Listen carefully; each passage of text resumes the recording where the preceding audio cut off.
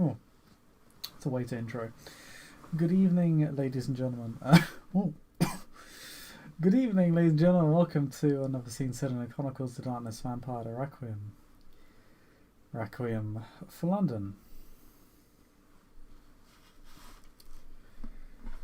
And tonight we focus on Alexander Heartwell of Clan Maquette, Sworn of the Dying Light, who's currently wrapped in conversation with his good sire Constantine,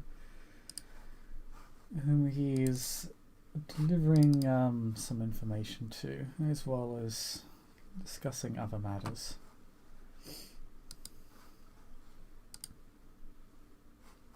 So, I'm going to assume that it's more than likely in the underground depths of the magic shop. It is a vineyard, yes. Excellent. So, Alexander steps down into the sub-basement, the secret area of the arts. He has his sunglasses pulled up over his eyes. I will point out that I'm going to spend the requisite blood point to activate my ability to perceive spirits for the scene, just in case anything decides to try and jump out and murder me. But he will say, as he enters into the scene, seeing Constantine, "Well, it would appear as though it's a good day for an apocalypse."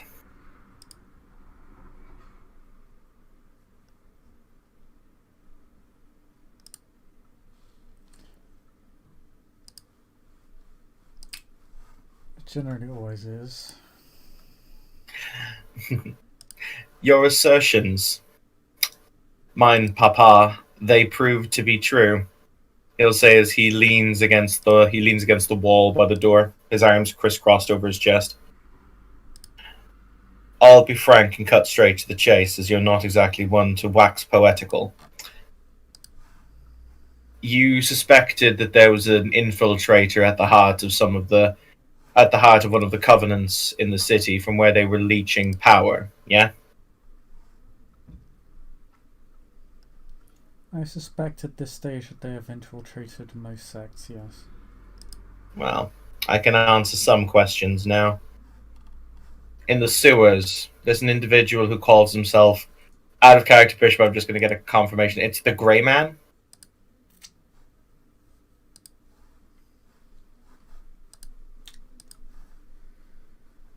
I think. Because I keep making a joke about it being D Grey Man. Yeah, no, you're right. Okay. Cool. He'll say, there's an individual in the sewers, Nosferatu, by the name of the Grey Man. He's apparently a former member of the Carthian movement who was, shall we say, unceremoniously struck down a couple of years ago during the last war. 20 years ago, thank you. 20 years ago during the last war. He's apparently made several covenants with several different Strix and appears to be the epicenter of their movements. They're the ones who gave him the Revenants, or rather gave him the good idea for the Revenants, and they formed some kind of worshipping cult down there. I suspect the Carthian movement has been deeply infiltrated. They've been dealing with these Revenants for months, from what I've been able to ascertain, so it's more than likely that they're corrupt all the way up.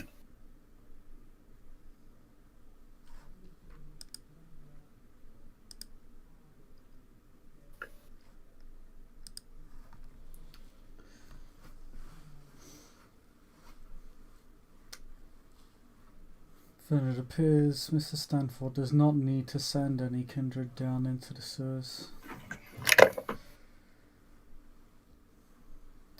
believe we can answer his questions for him.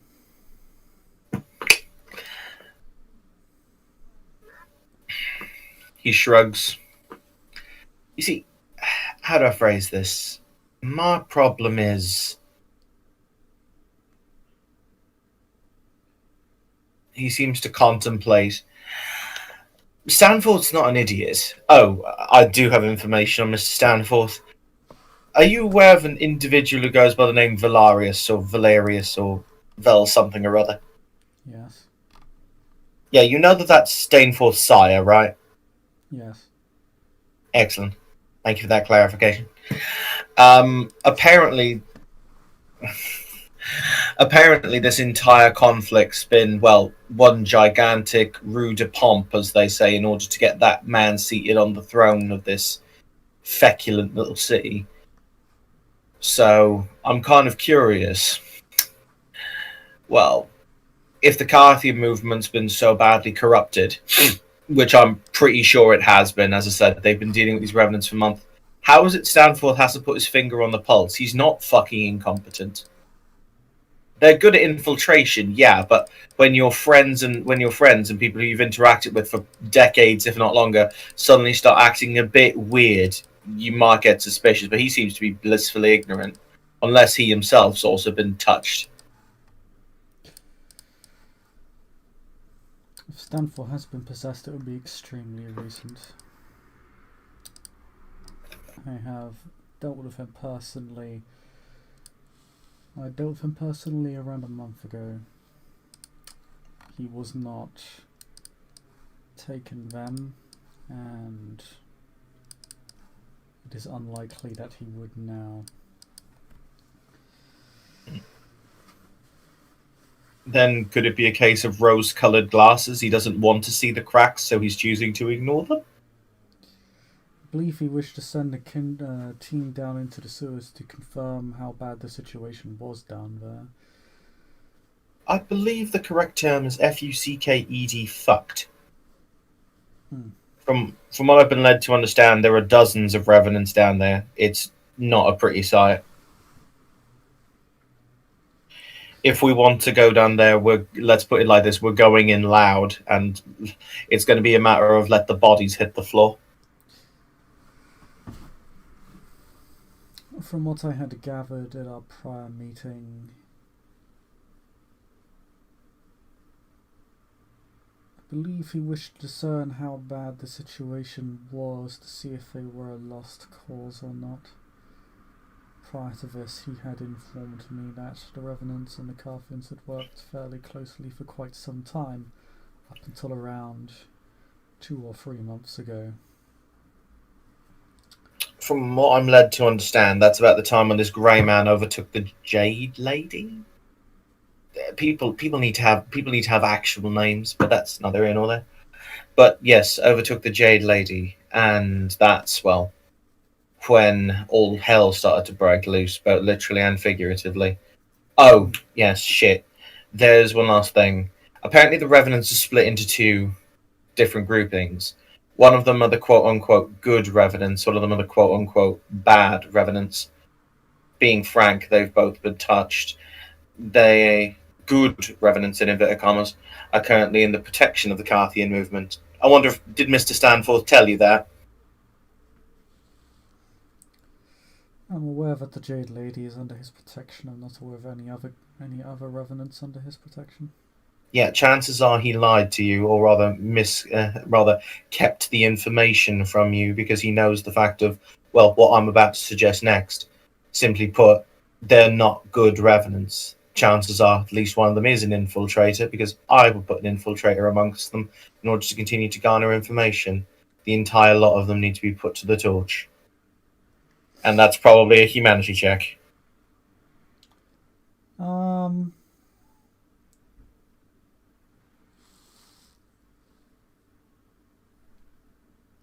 Do you intend to follow through on that statement?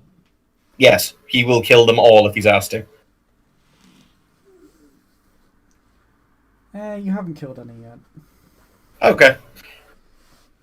I'll say when you actually when you get closer to the when you get closer to your goal of killing them all, then I'll probably have you roll, but not for simply saying it. People make threats and make statements like that unsettlingly frequently. You're not wrong. But he'll say, yeah, no, realistically, we have to kill them all.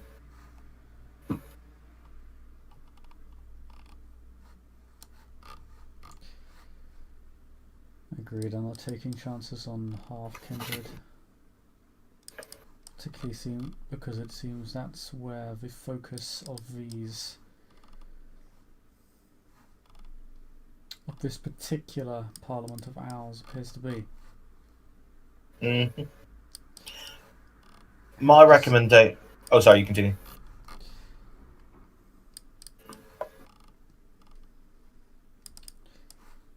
I have had little luck on the surface, although I have discovered several infiltrators that have now been destroyed. So, how deeply penetrated was the Prince's Arcanate, or was it only one individual? I had to destroy another one fairly recently.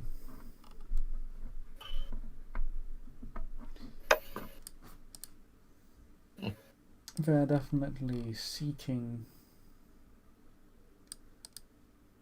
to crawl into the Prince's palace. However, there are surprisingly few, given numbers that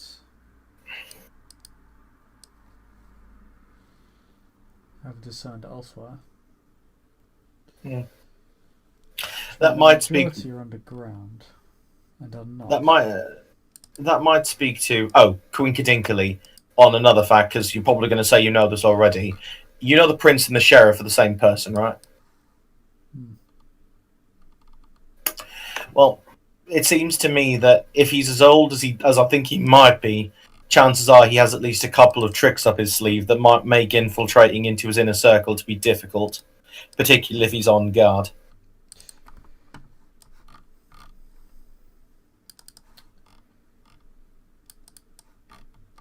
A maquette who trusts few can generally guarantee the trust of those individuals. But from how the Strix appear to be moving, it would seem that they're not actively seeking to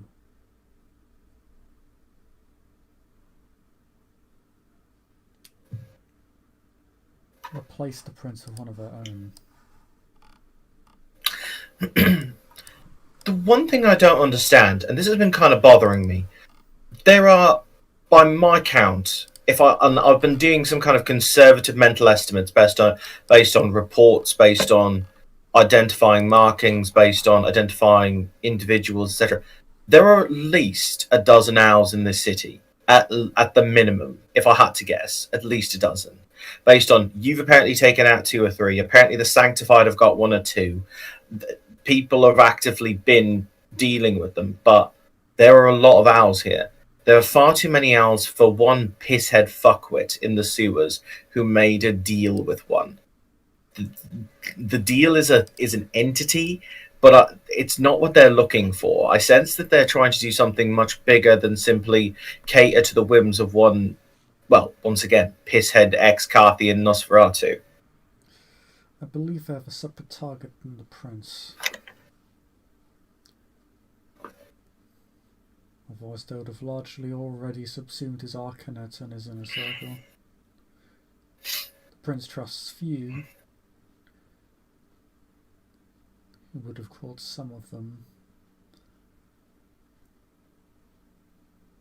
But most of the court, if not the entirety of it, would have been compromised at this point. Something they had been predicting and preparing for, but it appears that has not occurred yet. They are placing sponsors for something. The Nosferatu you sent me to try and find, he's dead.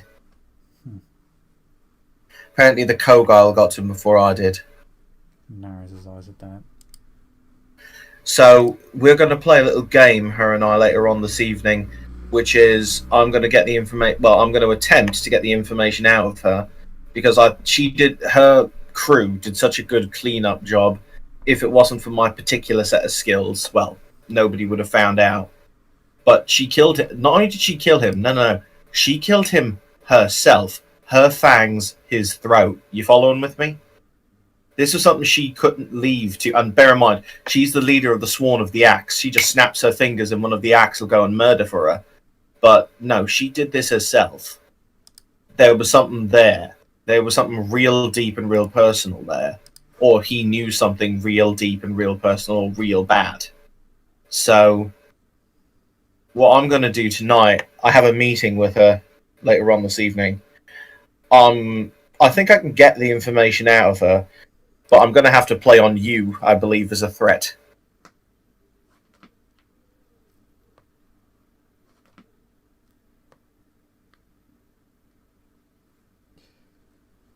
I don't like that she destroyed our lead.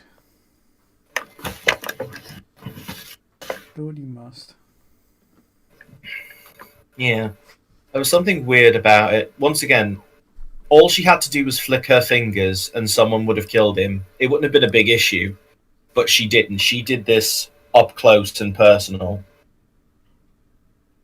It's a bit unnerving, but that's neither in nor there. Right, let me think. Anything else I need to info dump? Oh, yeah. As I said, actually, I would. I'd probably know this. How respected is Constantine in the Circle of the Crown?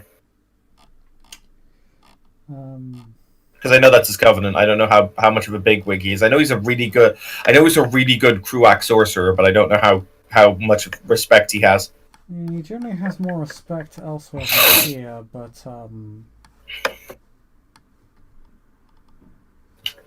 from what you've seen of him within the Crown, which is a fair bit to be fair, since you've worked together before, he appears to be respected in most circles in most cities.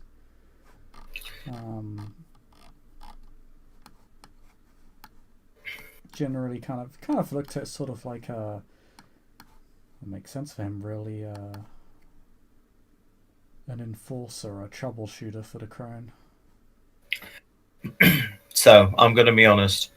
I think the Carthian movement in this city is due for, shall we say, a house cleaning, and it just so happens that this wall presents a really good demographic for doing that. So, what I think is a good step forward, and he points towards, because there's a small altar to set. It also leads into our particular goals. What's the name of this? Oh, fuck. What's the name of this firebrand, the other Carthian leader who's all piss and vinegar? I've been told it, I just cannot remember. I believe you're referring to Thackeray, yes. That's the one. I think there's certain details as it relates to the lineage of dear Mr. Lineage of dear Mr. Stanfield should become public knowledge. Let them descend into chaos. The Owls probably haven't planned for it, so it might slow them down if they're using the Carthians as a base of, shall we say, operations. We'll see. Instability tends to play into the hands of the Strix. I'll be careful what you attempt to divulge. Seems to contemplate that for a few long moments before he'll say, maybe. Bit of a weird question. I know you're up with the Crown. What the fuck are they doing in Epping Forest? I suppose that depends on what kindred you're referring to. Yeah, the forest tried to eat me. He just cuts across him. Yeah, the forest tried to eat me. That causes him to smile far too much. This seems to please him. Bastard. Swallowed his Crown domain. I'm not sure what you expected. But I don't Forest, know. I'll tell you what I wasn't expecting. The last march of the fucking Ents to be upon me. I'm not fucking Isengard, you know.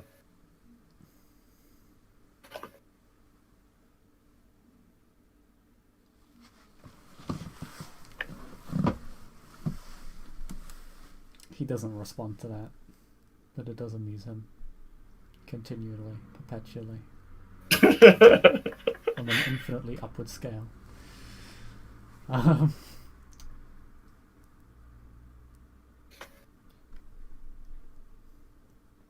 Epping Forest is guarded by sorceries older than most kindred within the city.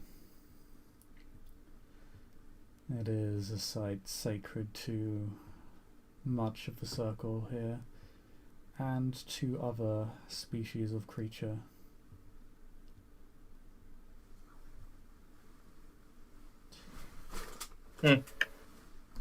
Valid, I guess. I do not involve myself in their affairs. That is a local matter for the Crown, and so long as it doesn't get in the way of my work, I do not intercede. Hmm. Bit of a Valid, I guess. Oh, right. Before I go, there was one last minor note, but I said I'd ask because they keep cropping up in my research when I've been doing a couple of bits to try and understand and get my finger on the occult world in this city. Do you know anything about a group calling themselves? Is it the Order of the Golden Eagle?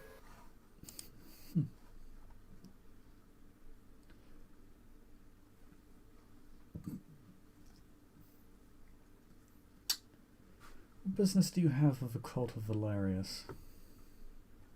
Wonderful. That's exactly what I thought it was. Fuck nuggets. Hmm. Nothing other than it's becoming real big and real powerful in the city's occult world. Much quicker than I was expecting it. Wait, hang on. Has he forced your lot out of one of your sanctuaries? He has, hasn't he? He tilts his head.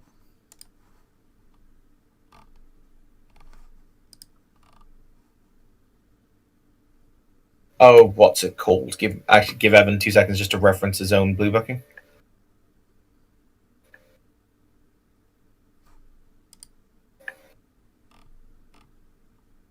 Are you referring to the Roman baths in Hackney? Yes, I am. Yeah. Yeah, I thought the Roman bards in Hackney were controlled by you lot, but apparently he's taken them over.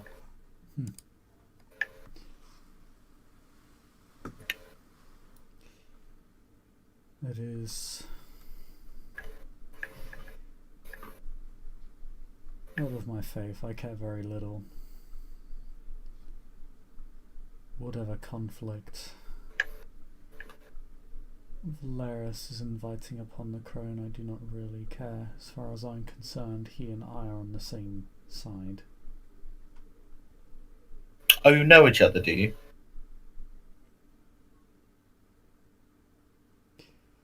We have met before.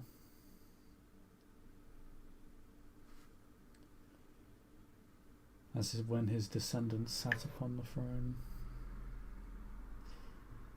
I've had to revisit London several times over the centuries.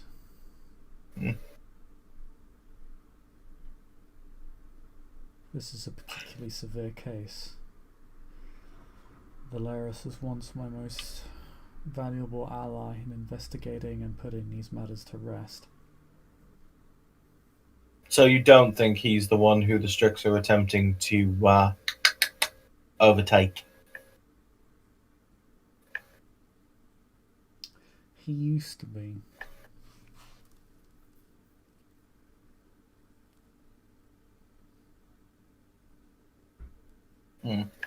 Perhaps they're simply embarking on a new avenue upon which to destroy him. Destroying a kindred as old as Valerius will prove that no kindred is beyond the reach of the Owls. That's interesting. I've never heard you, because you're also up there in years, Father. I've never heard you refer to a kindred as old. That must mean he's truly, well, ancient? He was an elder since before my embrace, that much I'm aware of. I understand why many flock to his banner. His power is impressive when he deigns to wield it.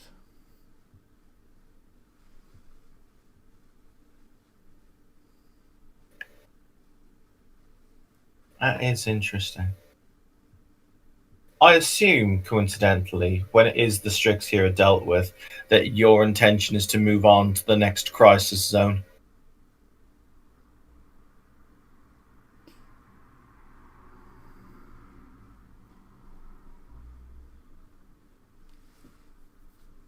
Yes.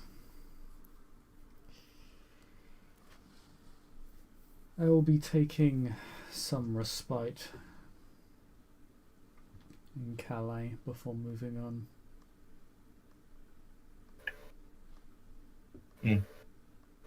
No, I was giving it some thought, and I think I might stick around London. I feel like, well, shall we say, our particular brand of faith could use more representation here. I feel like well, it's a shame that you have to constantly keep coming back to London. If that is what you believe is best, you're certainly not obligated to follow me. All right. In that case, I do have other meetings this evening, but right. What do you want to do about this fuck job in the sewers? Inform me when you join Stanford's team to investigate the sewers. You know that when you do. Do you want me to inform Stanford, or do you want me to send his team down there like lambs to the proverbial slaughter?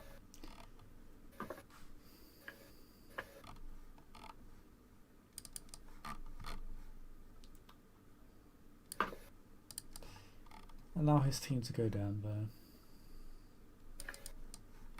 Don't need to inform him that I will be joining them. As you like.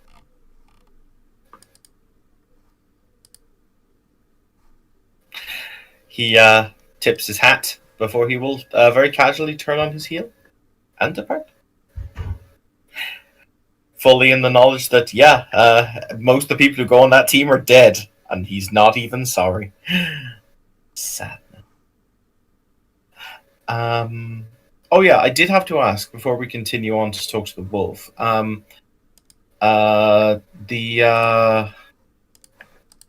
The whatchamacallit, is there a when you regain humanity, so if I was to go back up, because I'm currently humanity 5 because I decided not to take another bane, if I go back to humanity 6, right, can I reattach to a touchstone?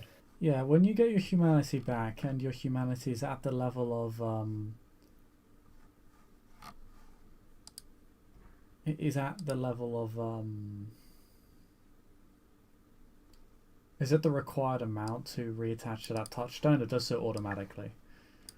Okay, cool. Basically, you start caring about this individual again. You sort of remember why you actually gave a damn in the first place. Mm-hmm.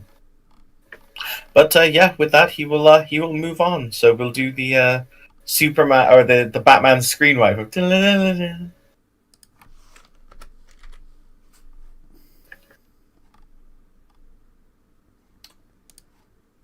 Yes.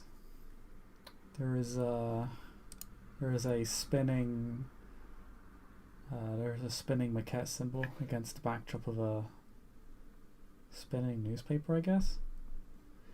And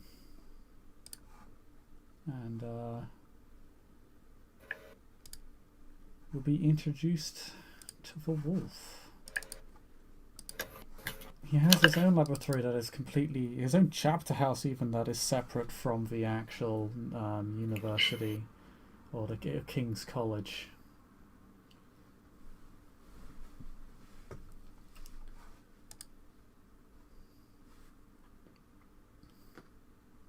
It is a large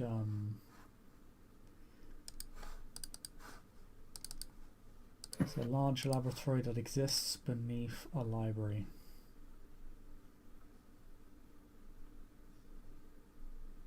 The library itself having a private area for you to speak and study occult topics that would not be masquerade safe.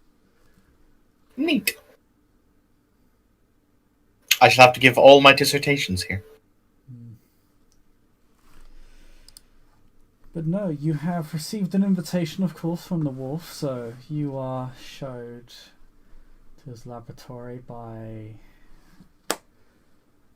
his servants, by the librarian.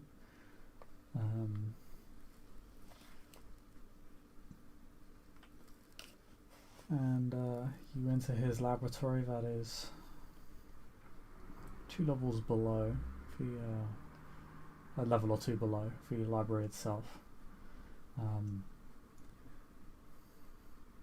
Currently, there appears to be several experimentations on kindred anatomy. As you can see, kindred quite heavily strapped to several operating tables that have been sort of twisted and turned upwards, as a kindred is being painfully dissected. Can I roll my intelligence plus either science or probably science, because my specialty is vampiric experimentation, in order to kind of get to kind of look over what he's doing to try and get an idea what he's currently working on. Yeah, I'll say either medicine or science for this because you're trying to discern like the purpose of the experiment. Mm-hmm. So yeah, it's just I'll just roll a one, I guess. Yeah, that's fine. Any minuses on my dice pool? No. Standard roll. 2 of the successes. 2 successes.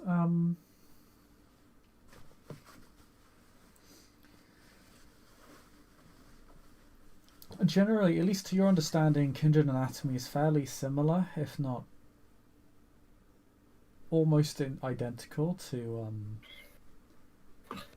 human anatomy, which makes sense. Mm-hmm. So you might think that this dissection is perhaps examining a kindred whose anatomy is either unusual or an experiment in trying to discover why such minute differences in the kindred anatomy occur and how it could perhaps be used to develop ways to subvert said condition. Interesting. Or if you figure out how the blood travels around the body, perhaps you could find,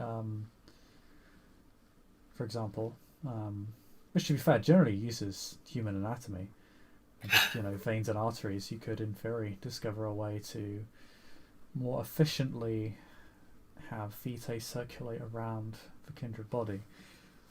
Such ideas, such as that, such hypotheses, but other than that, it's not immediately clear what the specific purpose of the experiment is. But you wager that's the overarching goal. That's the general gist. In Requiem, is because I know it is a masquerade. Is the heart the seat of the the seat of the vitae or the vitae? Is that where we store our blood? Roll me intelligence occult. Say -2 dice, because the knowledge you're actually thinking of is it's not super widespread actually.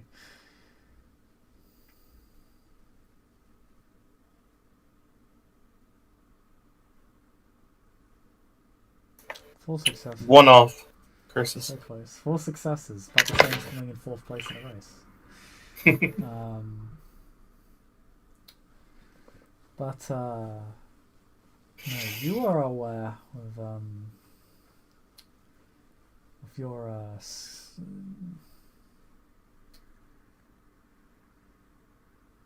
acumen that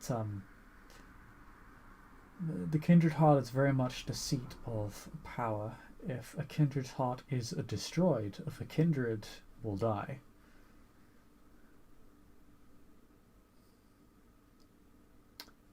You are aware of an exception to this rule.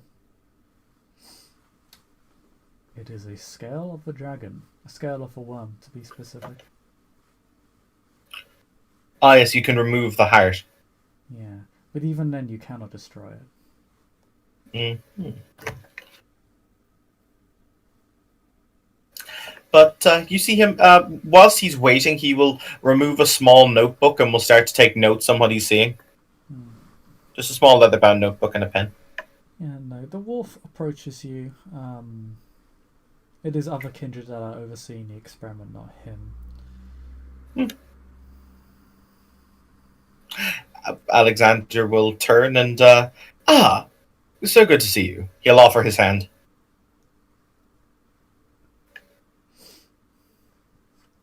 Pleasure. He just goes to shake your hand. Delighted.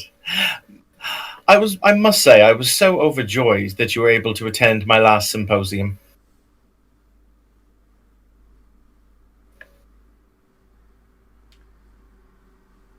Your works have been persistent and show promise. I've also heard that you provided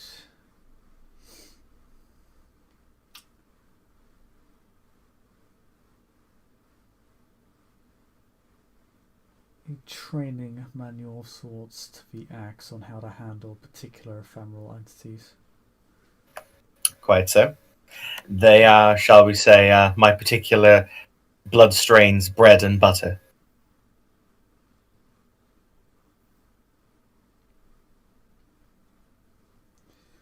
I've heard. I'm aware of your sire and his work within the domain. Ah. Word does tend to travel. If you would be interested in a more comprehensive lesson on the topic, I'm always happy to give it.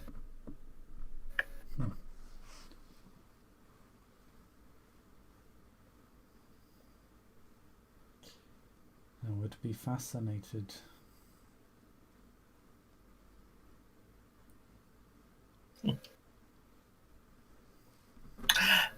He gestures with his pen. Very interesting. Examination of the vampiric circulatory system. Among other things. Oh. Yes, I have encountered at least one example of your work. As a matter of fact, he's asked me to have a tinker under the hood, but I said best to ask permission of the maker first. He flicks back through his notes. Flicks back. Mr. Marcus Irons.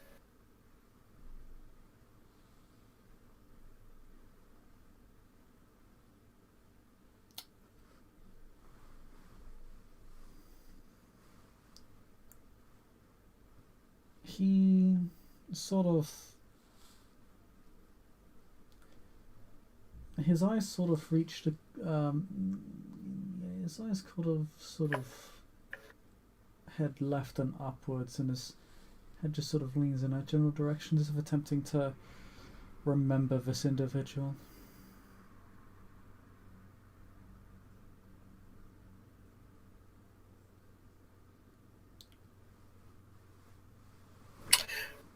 Freshly embraced, I'm led to understand, then true, some kind of variant, divergent strain of vampirism of your creation, sir.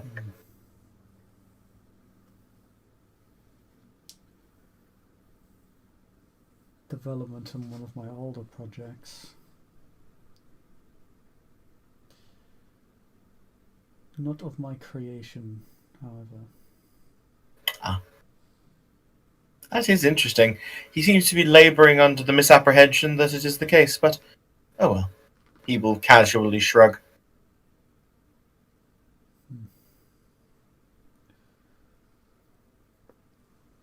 From the documents that I've procured from the Kogon of this city, the manner of his creation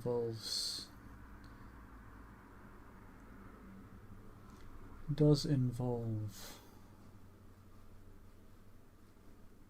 the fruits of my particular works, but it was not I who did so. Fascinating. Well, I'm sure it is a pale imitation of your work, sir. On the contrary, it is a stark development. Oh, indeed. I'm curious to discover who it was. Well, if I'm able to wrestle out the name of the gentleman, I'll be more than happy to let you know. Or perhaps... Actually, I have a weird question, Bishop.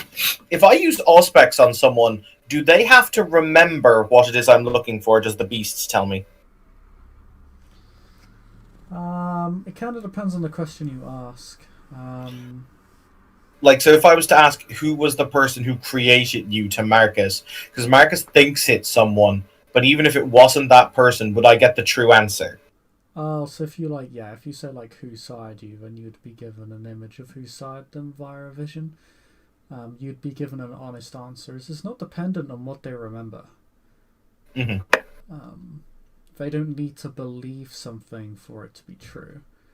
So you would get the an honest answer from your beast. At least you believe that it would be an honest answer. There have been times where the beast has been not so honest, or has omitted perhaps pertinent information, as it is wont to do. But in But general, it gives you a straight answer. cool. So Alexander will say, "But I do apologize. You didn't bring me here in order to talk of other people's work. How is it that I may be of service to you, sir?"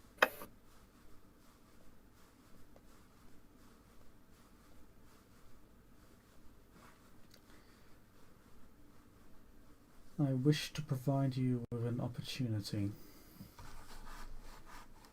I'm always happy to listen to possible opportunities.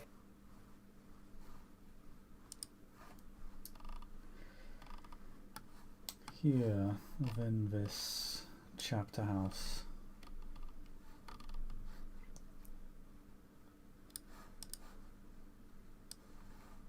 we invite only the most astute and brilliant of minds to join us in the development of new scales and coils for the Order's great work.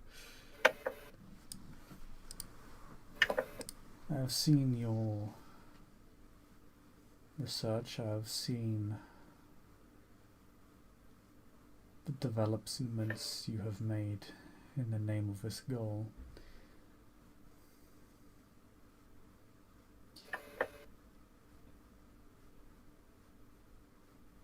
It has drawn my interest.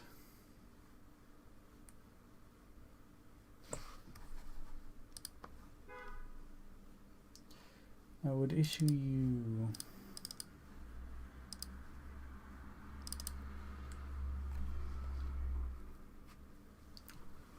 another test to see if you are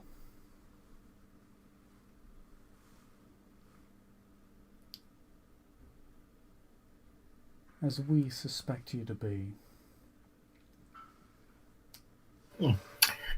And what would that test be?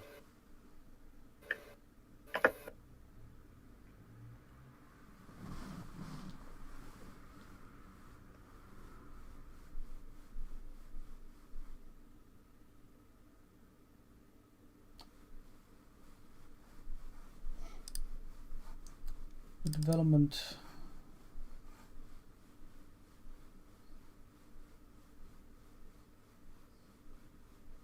of a new and final scale you're choosing.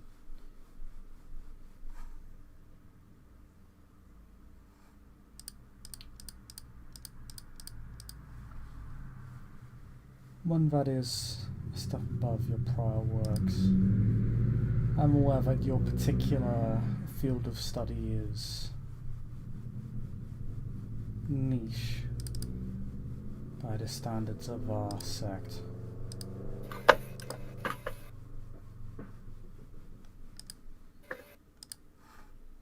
That causes him to raise an eyebrow. You know that the call of Sinitra is actually quite close to extinction. Yeah, I was made aware of the fact that it is quite a rare coil. It is a very rare coil, yeah. Not that many kindred have it. A few in the Ordo do have it, but they're not they are fewer in number than perhaps those on the Mystery of the Ascendant or the Mystery of the Worm, which tackles,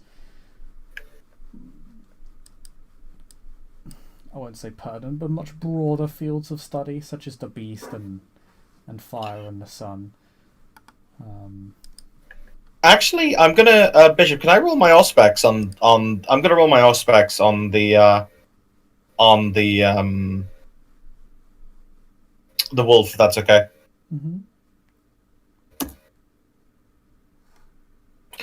All right, I have 2 successes. Does this kindred, the wolf, possess the coil of Zenitra? No. It does not.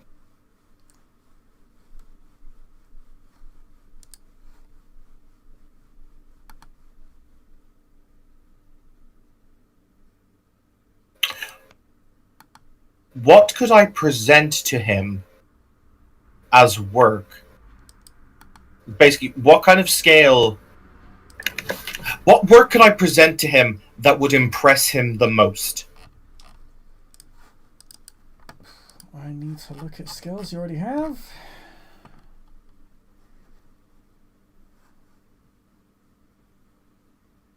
You just got Mystic Intensity, didn't you? The one which allows you to burn Vitae to improve dice rolls. Yes, I did, yeah. Yeah. So that actually, that's... So while you do that, do you mind if I just step to the bathroom for 2 seconds? No problem.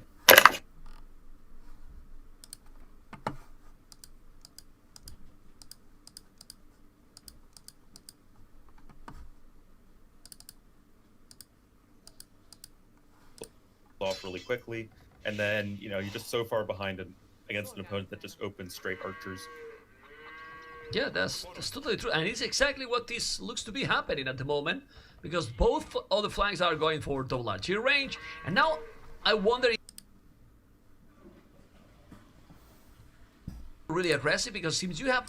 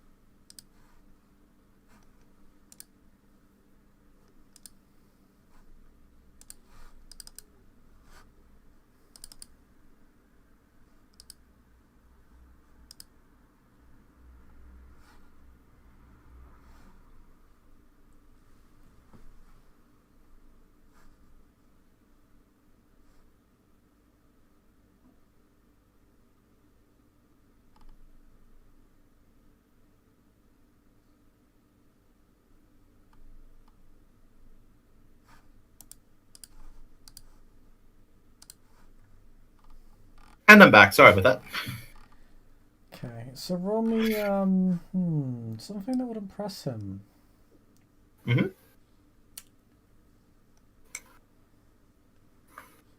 That was the question I answered with me off the back. Roll me intelligence, empathy.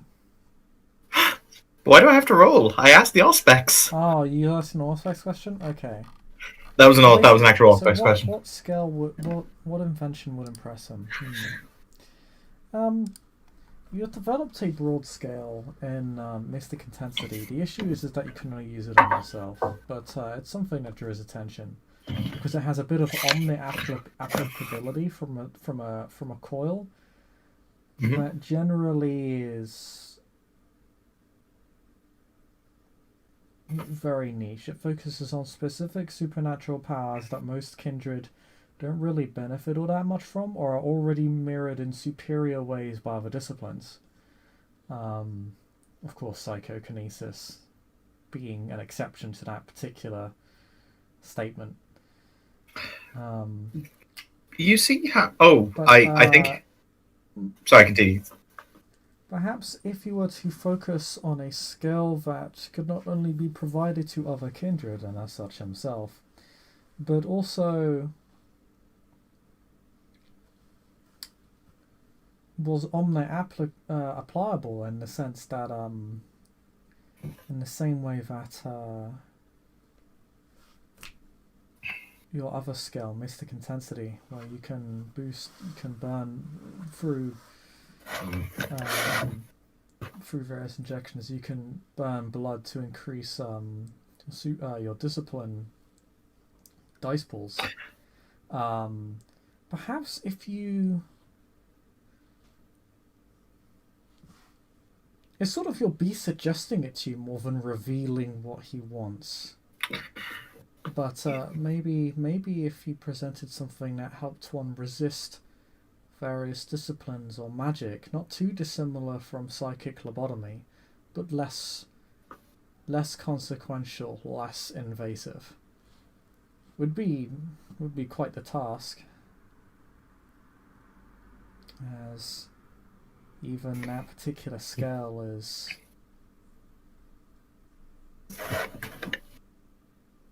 fairly limited for the down. It's fairly limited and presents a lot of disadvantages for the upsides it presents. But if you could perhaps produce something like that. You see him stroke his chin before he will say, what about the application of a scale that would allow the individual to essentially create an interference field via a submagnetic vibration that would enable them to shirk off certain supernatural powers, effects, ephemera, and possibly the powers of vampiric disciplines without the need for lobotomy?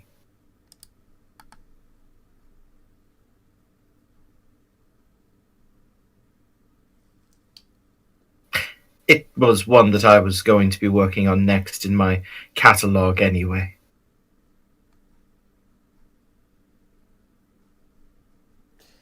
It is on yourself to prove how viable such a path would be. But I look forward to seeing the results of your work.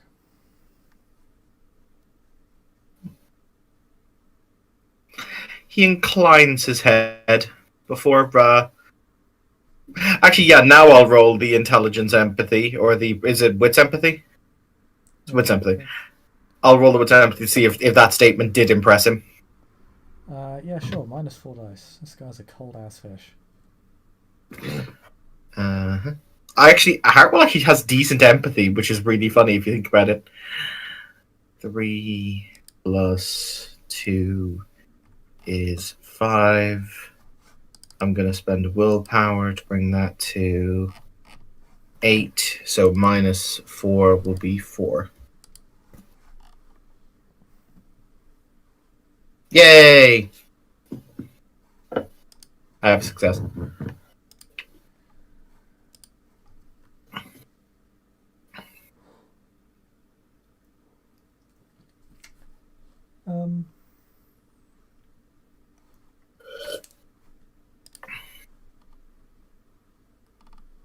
He's intrigued, but not particularly swayed. In fact, intrigue seems to be the fullest the fullest range of emotions that this man has in his body. That's disconcerting.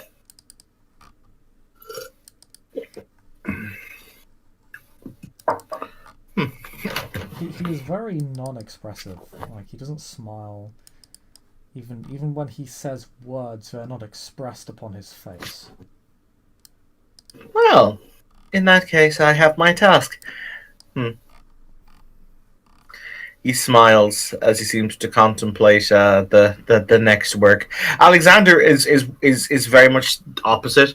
Alexander's quite expressive, but most of his expressiveness is an absolute lie to hide the fact he just doesn't really feel anything, if that makes sense. So whereas the wolf is very outwardly dead, Alexander is very inwardly dead. But Do you think the wolf is both? Amazing. He says, very well. On a side note, actually, weird question. Would I know what the wolf's ordo status is?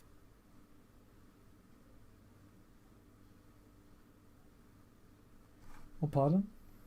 Would I know what the wolf's ordo status is? Yeah, it's 5. Nice. He will say, should it ever be of interest in you mastering, or in you looking into the particular mystery that it is that I am so adept in, I would be more than happy to also give whatever small pointers I may be able to give, he says with a very slight bow.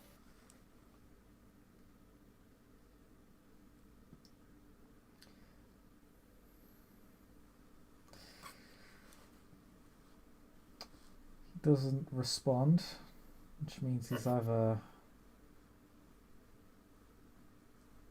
testing you or allowing you to speak.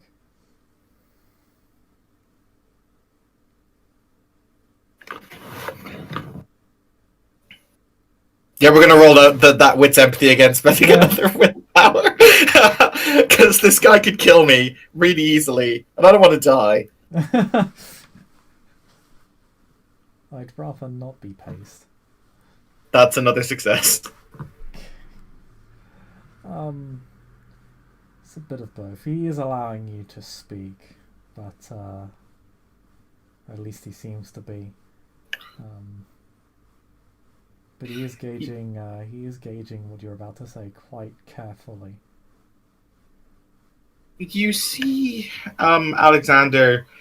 Oh, by the way, Bishop. Yeah, actually, this could be fun. You see Alexander take off his glasses, his sunglasses, to reveal the slate black eyes. What's the spiritual realm like in this room? You can the Twilight. There's nothing in Twilight in this room. There's there's not really anything in this room that is worth noting in Twilight. Area appears to be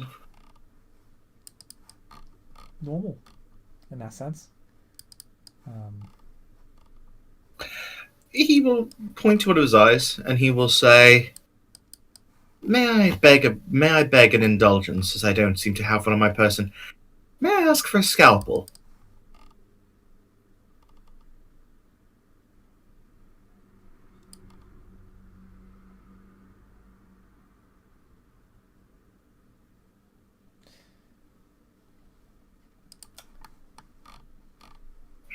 A scalpel is collected and handed to you by one of the attendants to the wolf. There are a few attendants here, generally assisting with the experiment, as the kindred that was now being experimented on is now slowly crumbling to ash. You died for science, Jim. You died for science. But he will say, the understanding of the unseen and the understanding of the mystic thread. I must say, deeply impressed by your original work as it pertains to the berserkers, sir. However, there is the ability that we possess in order to enhance said work that is made possible through the coil of Zenitra, the coil that I have spent so many years of my life mastering. Bishop, I'm going to cut out my own eye. Cool. Would you like a roll? Make me a willpower check, because that's gonna hurt. Yes. So that's composure plus resolve. I'm gonna say -3 dice, because you're cutting out your own eye is an extremely painful process. I get 2 successes. You succeed anyway. So despite the excruciating pain, and the act turning out to be a bit more of a struggle and far more painful than you would have imagined, you do manage to do. You pop your eye out. You cut it out of this scalpel. Very little blood, as kindred do not bleed, but you now have an eye in your hand. You take, when it comes to decapitation or the removal of a limb, it is, let's say for an eye it'll be 2 bashing instead of 3. Cool. He will hold up the eye from his bloody socket before he will put back on the sunglasses. He will say, for example, he holds up the eye in his hand. Actually, he'll see if somebody would be kind enough to give him something to store it in, like a glass jar with saline or something. Yeah, you get that. He'll plop it in there. By the way, Bishop, I'm basically using my own coil of my own design, the shedding the dragon's skin, so that I can regrow my eye. Okay. But I'm not doing it just yet. He will say, with the coil that I have mastered, for example, when it came to the building of your particular field of study, this eye could be implanted into them in order to give any kindred the ability to see into parallel worlds that run side by side with our own, granting a deeper understanding and indeed a deeper knowledge of the threat. He looks towards the wolf with his one good eye.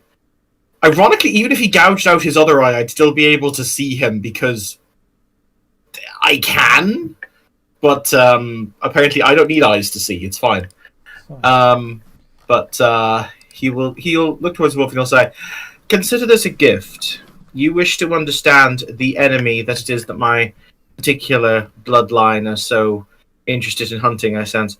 With that," and he points towards his eye, "if you wish it to be implanted, it will allow you to see them and to make suitable preparations when they themselves wish to be hidden.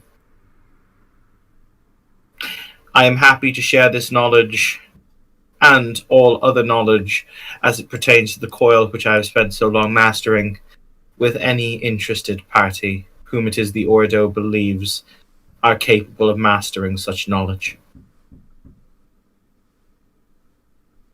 You may keep the eye as my gift." is appreciated.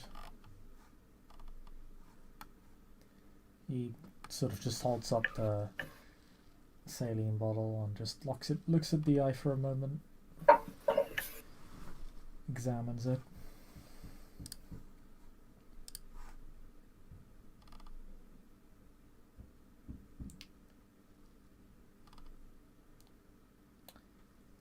And then simply puts it down on a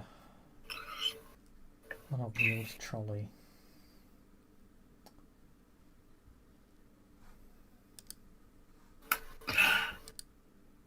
Heartwell will say, "As I've said, perhaps if you wish it, as I said, implant it. I will implant it into, well, perhaps a seeing eye aid." He kind of chuckles at his own joke.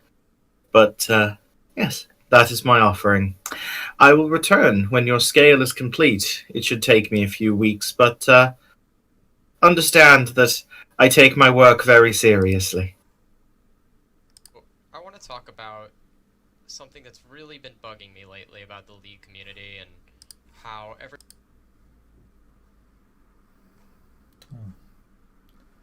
Your gift is appreciated. I don't believe we have anything left to discuss. No, quite so. He will. He won't shake his hand this time because obviously there's probably blood on his gloves. Not really. Yeah, like there's very little blood from you cutting out your eye. Again, Kindred don't bleed, and you have significant control over your own circulation of vitae.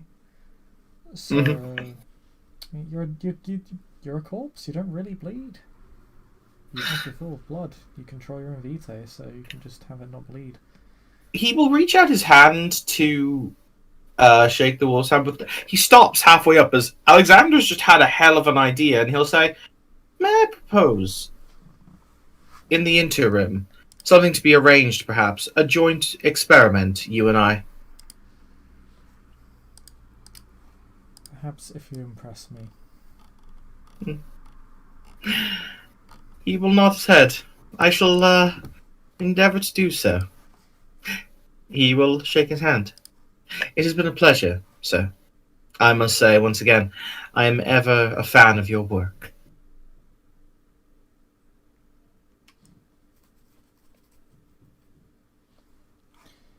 Good evening, Dr. Heartwell.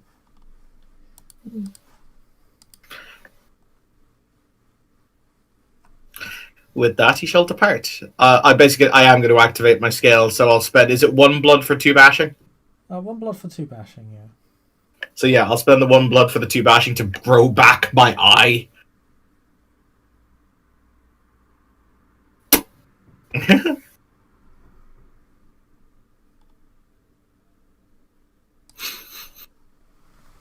I like to think I made a positive impression with Joseph Mengele. I mean, he loves all these eyes he keeps getting given. Wait, have other people given him eyes? I must know. Well, he's certainly taking them. Dun, dun, dun. But, And last but certainly not least, the Coco.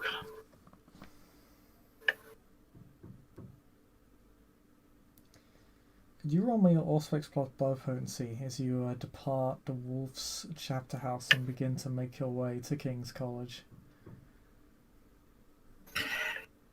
It's a good thing that I filled up on willpower last scene, because guess who's spending another one?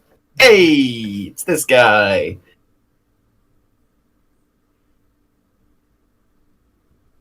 So that would be 1, 2, 3.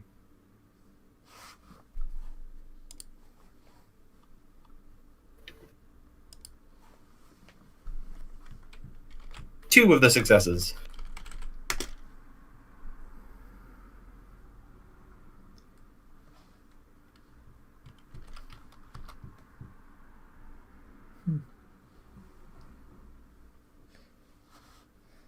As you're about halfway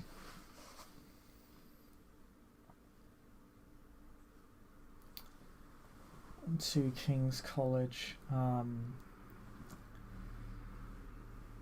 you feel a shroud fall over you as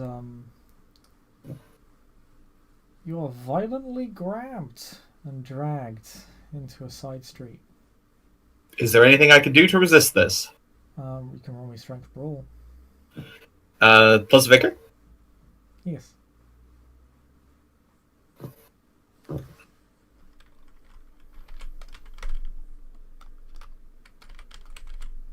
Oh.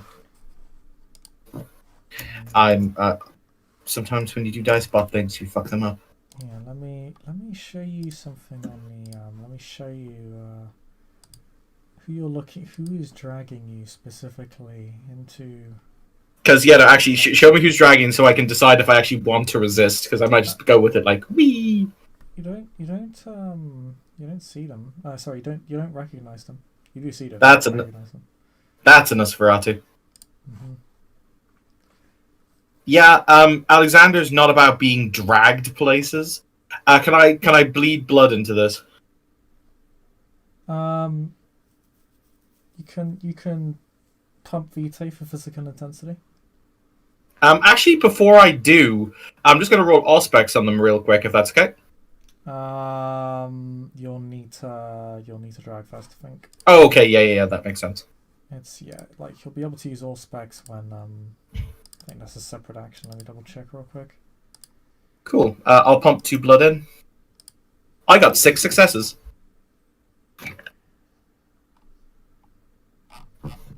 And rather than roll to break, I'm going to roll to control the grapple.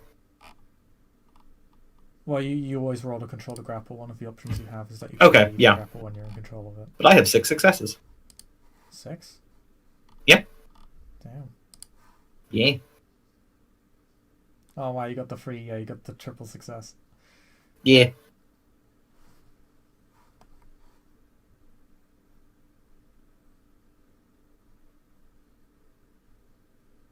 I assume you spent 4 Vitae. 2 Vitae. Yeah, I spent 2 Vitae, yeah. Okay. So that'll bring me down to a total of, I was at 11. I spent 1 to heal my 2 bashing, so that'll bring me down to a total of 8. Do I control the grapple? 1 second, I'm just calculating this guy's dice pool. No worries.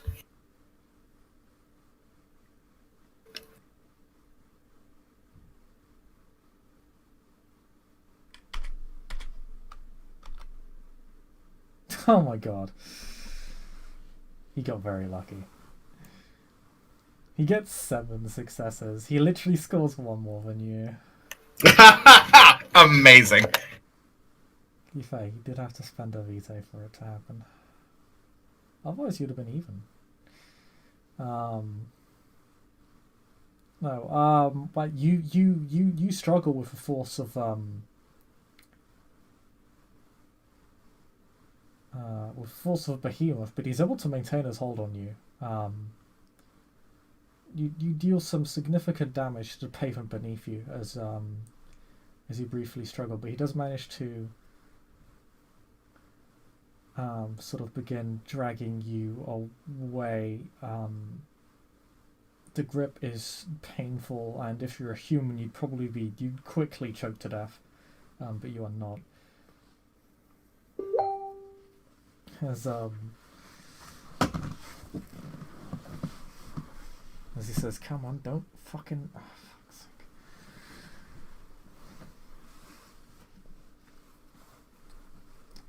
As Alexander, kind of hearing the fact that he's talking to him rather than just kind of wrestling, or rather than because he's controlled the grapple. An important question: he's controlled the grapple. I'm under obfuscate, but he hasn't gone in to bite me, right? No, he hasn't attacked. Well, he's attacked you, but he hasn't bitten you. In that case, Alexander puts up his hands and stops struggling. Alright, you're smart. As he continues to drag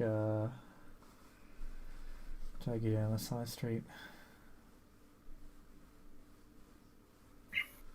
Always prefer it when I don't have to put a piece of wood through your chest.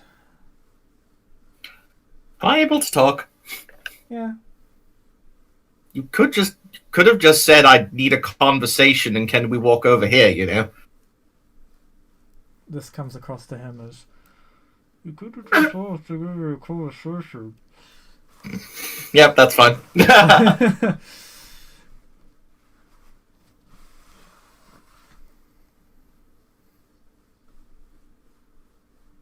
But yeah, no, I'm happy to be dragged wherever I'm being dragged. Whee! Be seen doing it? I don't think so, pal. Uh-huh. Yeah, he's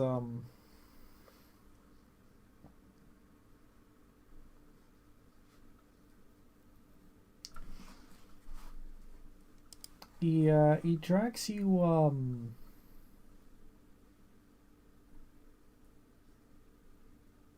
he drags you all the way over to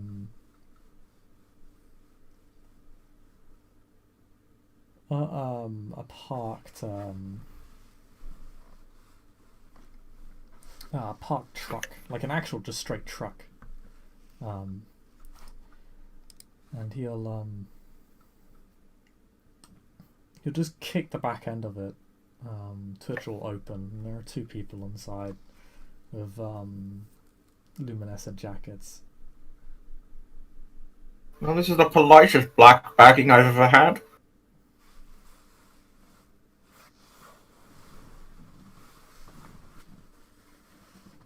Right, gentlemen, you'll see. Uh-huh.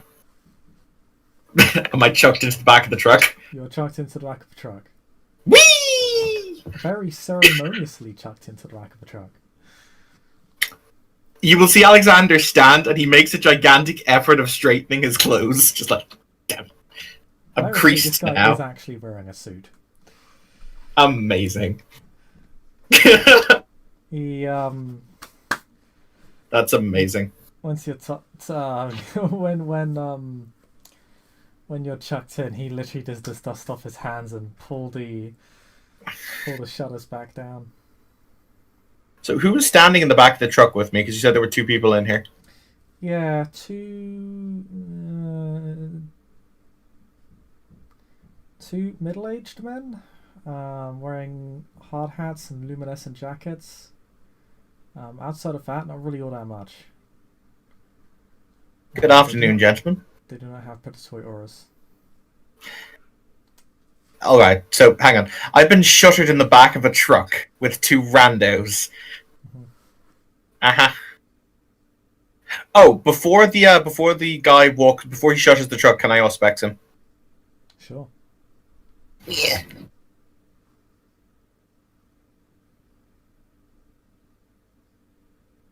Remember, using this power more than once is a blood point. Yep, so that'll drop me down to 7. Mhm. Alright. Why the fuck are you kidnapping me? I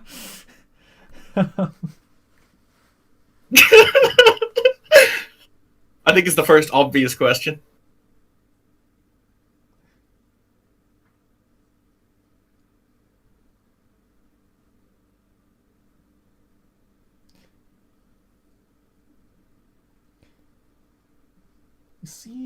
You see as a vision of you fleeing this man just into darkness, and the further you get away from him, about 20 steps from him, you feel a piercing sensation in your back, and then as you go another 20 paces, another, until eventually you find yourself riddled.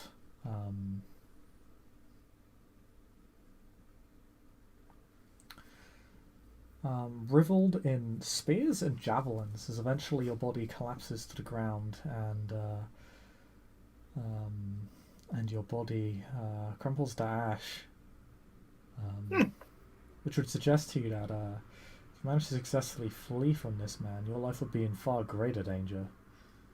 Hooray! No, but my question was, why is he kidnapping me? Yeah, the vision seems to suggest that he's actually trying to save your ass. Oh, neat. What covenant does he belong to? How many successes did you get on the check? Sorry. 3. I should probably just look at that instead of asking you. That is an idea. 3 successes. Okay. When you ask that question, the beast takes the form of the dragon devouring its own tail. Oh.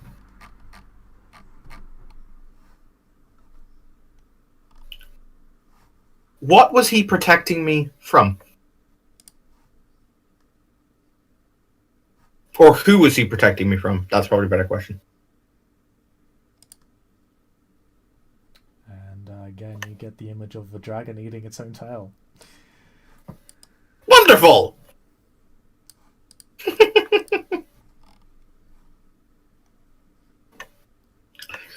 So, yeah.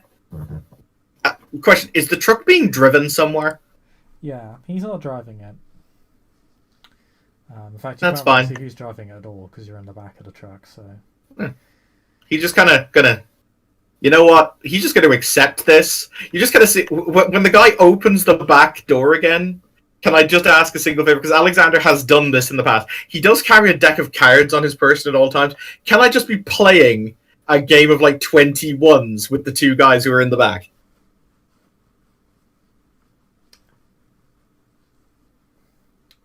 you know they're relatively friendly people. No, I just love the idea of the kidnap victim just playing cards with the kidnappers, you know? It's that absolutely absurd kind of, mental image, you know? Oh.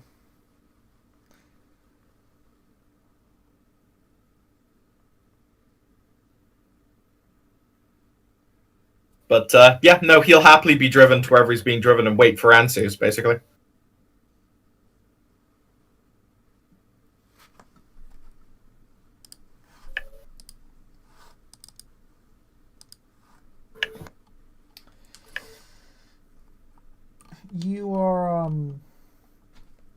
You're driven for a little while, lasts about around half an hour-ish.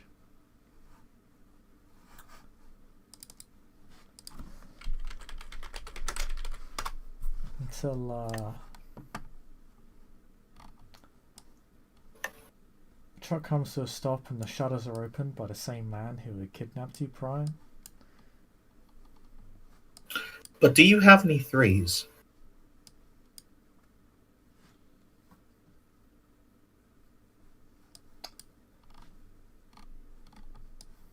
Alright, game's over, pal. Shame. He stands up, he collects his deck of cards, he puts them back in the little card holster on his belt. You're winning, out of respect, you're blatantly cheating. Blatantly.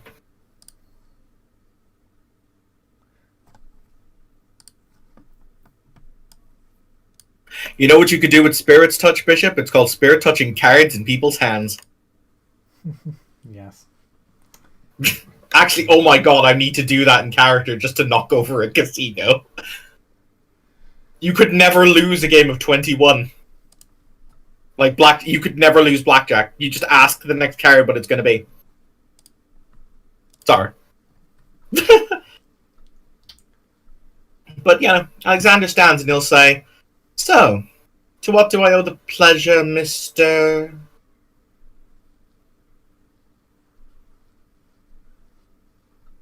I'm Wedderstrom. Come on me and you'll find out. Sworn of the Axe, I take it."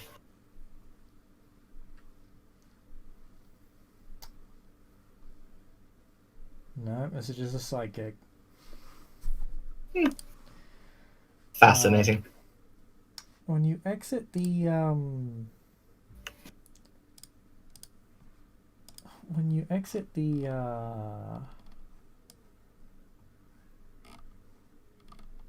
the truck, you find that you're actually just outside Battersea Power Station.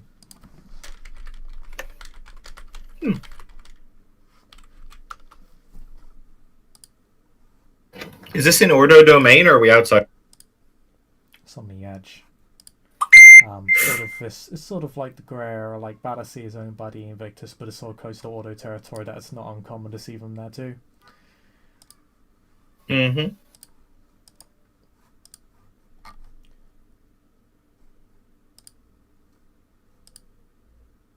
But yeah, he'll follow his Nosferatu rescuer / buddy.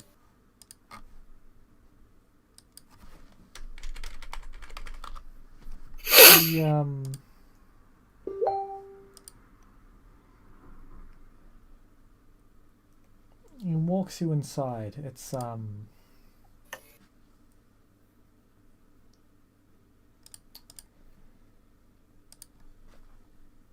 the place feels a lot larger on the inside than it perhaps is on the outside. A lot of very open spaces with metal catwalks on either end of the large empty room, with the pillars at the side holding up the rest of the building.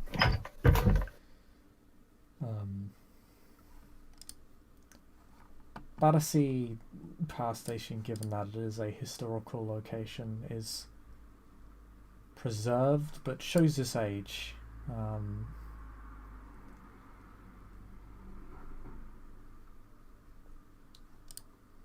There are a lot of markings on the walls. Oh well, what's the spirit world in here like? If you want to spend, oh yeah, because you spent, yeah, because that's you already used that. So yes, you just always have it. You have it virtually until the end of the scene, I think.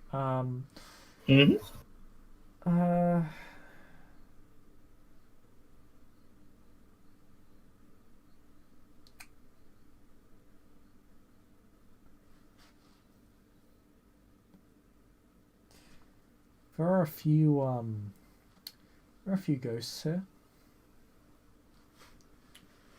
It's a power station. There have probably been accidents here in the past. In fact, such a well-preserved place would make for a fantastic anchor for a ghost.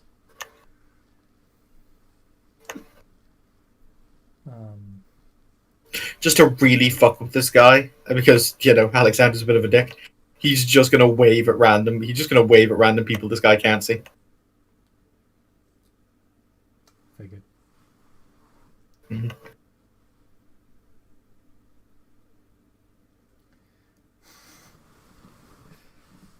Eventually, you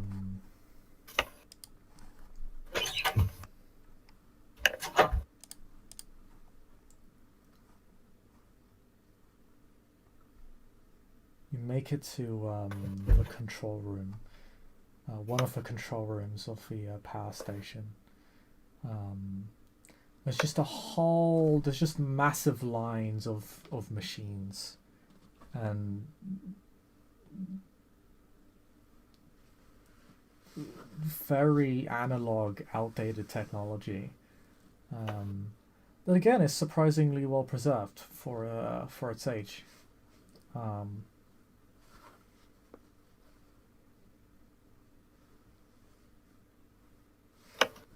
Tons of valves and various meters and buttons and levers.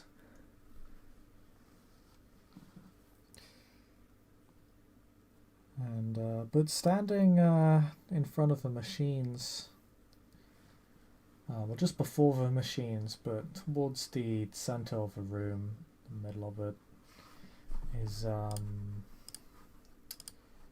is what appears to be another Nosferatu. And much like Wedderstrom, appears to be fairly well dressed. He's wearing a big black pea coat, black office trouser, and black loafers. Ah, good evening.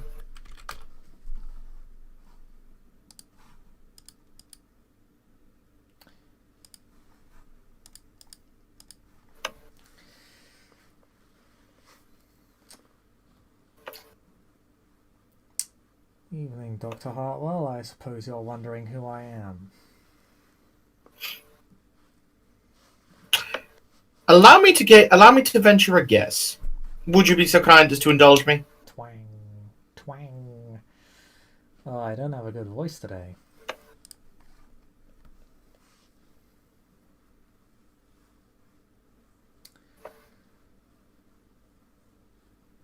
Chris?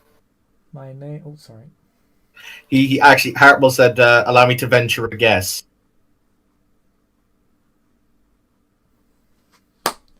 By all means, go ahead. I hear you, Makata, good with your... And he just kind of points to his eyes. Sort of hunches over and, like, circles his eyes with his fingers. With his finger. What was the name of the dead Nosferatu? The one that I'm currently carrying a speck of the blood on on a piece of fabric in my breast pocket. Helmuth. Yes. Allow me to assume that you gentlemen are affiliated with one Mr. Helmuth, now deceased, and represent a faction within the Order to Cool, whom are not exactly copacetic sanguine with the current Kogile and her attitudes and/or interests within this fine city of ours.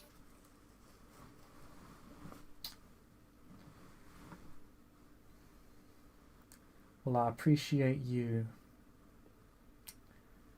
granting me the leisure of not having to waste my time spending 5 minutes explaining a situation to you. By all means. Is there a chair for him? If there's not a chair, he'll just sit on a or sit like on the edge of a console.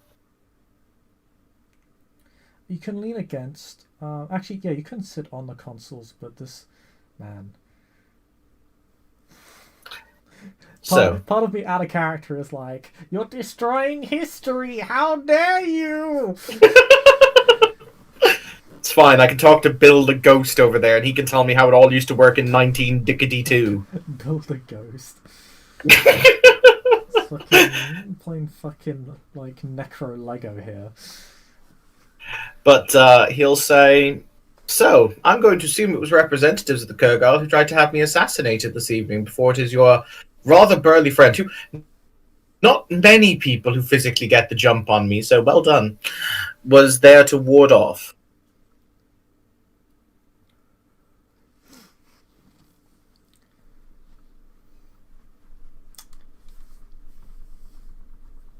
We had done some investigation into Helmuth on our own time and discovered that you had the bad luck to reach him before we did. I still didn't reach him in time, now did I? My apologies. What was your names?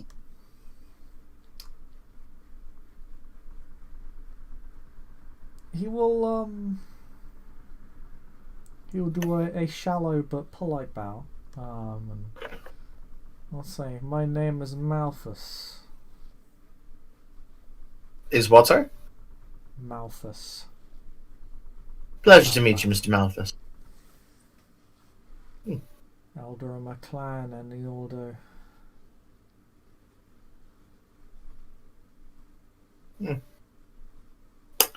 Well, so Private I'm curious. Judge. Say, I beg your pardon? he says, Private Twilight Judge. Would be public, but as you can see, the atmosphere in this domain isn't particularly friendly. A Twilight Judge who investigates Twilight Judges, eh? I investigate issues.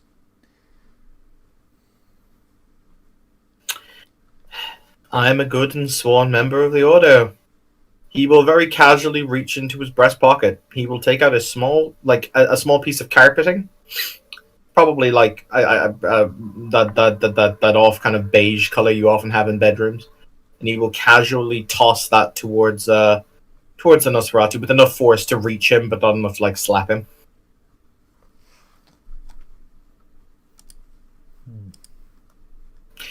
Any individual who's gifted with the powers of Auspex, who is able to spirit touch that particular tiny blood sample, will be able to identify it as not only Helmuth's, but identify whom it was and indeed how he came to his end.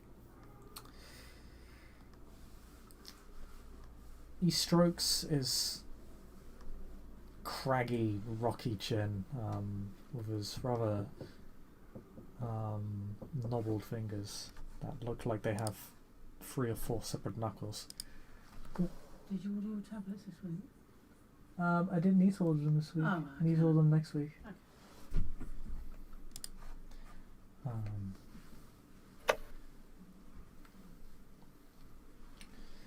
And he'll say, "Oh, you certainly do yourself a lot of credit." Why do you say that? Oh.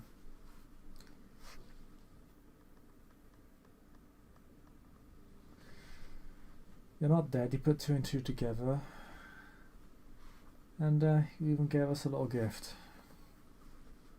He puts it away inside his peacoat, just folds up very neatly. You're a Twilight Judge. I actually respect individuals who keep law and order. We can't have any kind of society wherein there's abject chaos.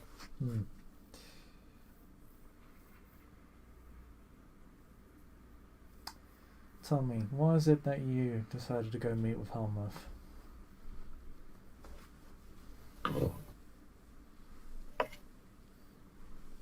You broke up mid-sentence, Bishop, but you said, tell me, what is it you, and then I didn't hear after that.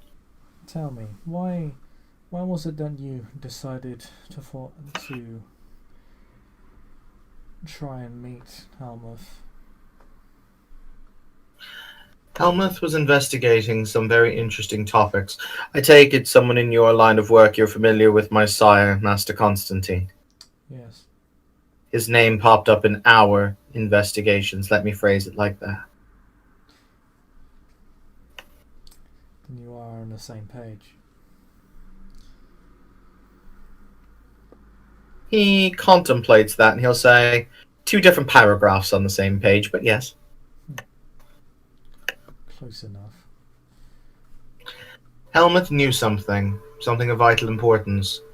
Something that the Kurgar was willing to rip the life out of him with her own fangs in his own haven for. He's not the only one who's met such an end, but the Kurgan was particularly direct with him. Why?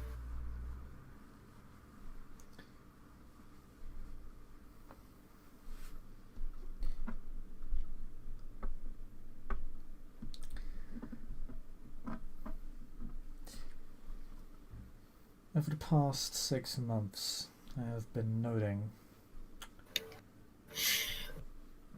a number of Defiant that have been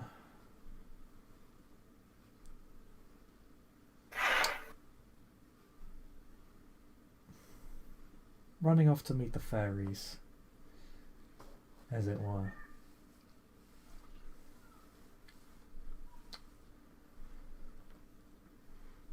Almost all of them that I have been investigating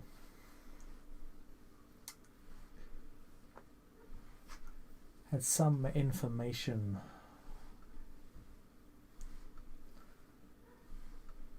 or some particular tidbits on the creatures that your bloodline so proudly goes hunting for.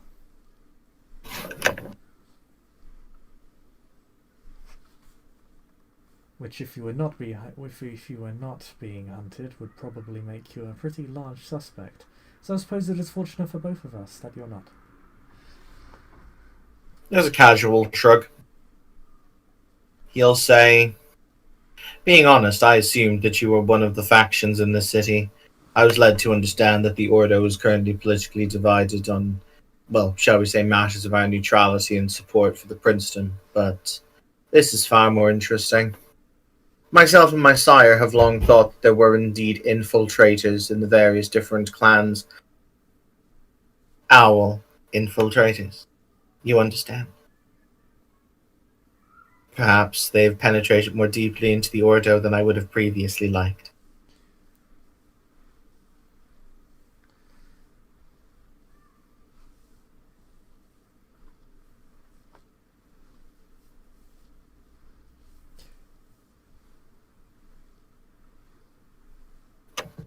At this stage, I'm certain that the Kogan either is one or is covering for those that are.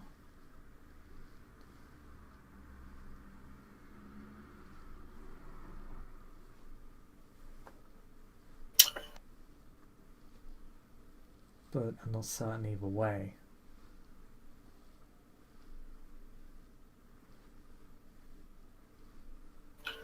There was an oddity. Oh, sorry, you continue. And presents me with a minor problem.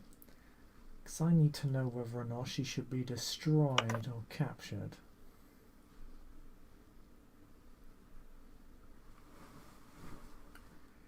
And unfortunately, Do you want me to... she's got most Oh. of the axe under her sway.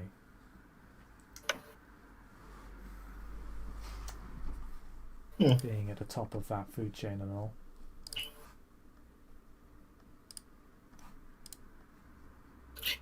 I'll give you the same piece of advice I just gave earlier on this. Simply put, if they've been touched, or if they're harboring or aiding these beings, they all need to be put to the sword and the flame. Doesn't matter who they are. You let this corruption exist. You don't stamp it out, you don't burn it out. It will spread. It is insidious. It is inevitable. My bloodline have been fighting these entities since before there was a circle, since before there was a dragon, back into the annals of time. We're somewhat experts on the topic. This would make you a useful ally to have. Particularly since, well, you're a bit short on options now.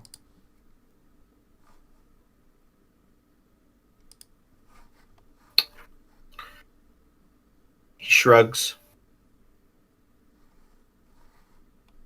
I mean, do you have the evidence you need to move forward?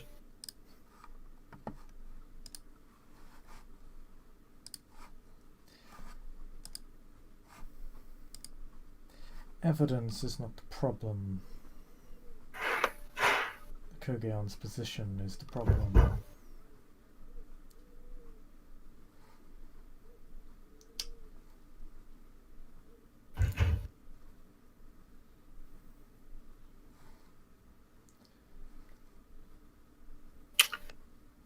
He seems to contemplate that for a few long moments.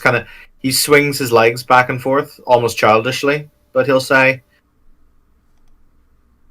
at the end of the day, you have authority in this matter, right?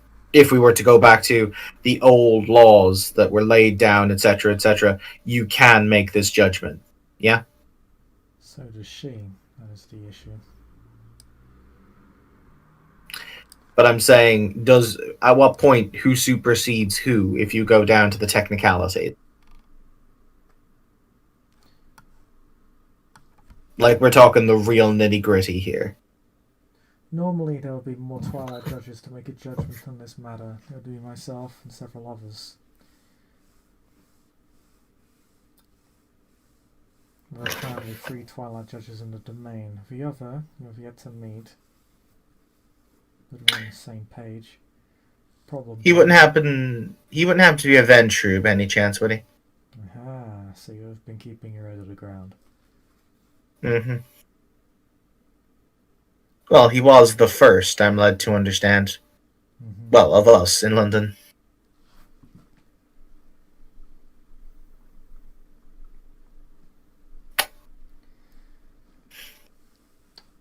You see him stroke his chin. Continue.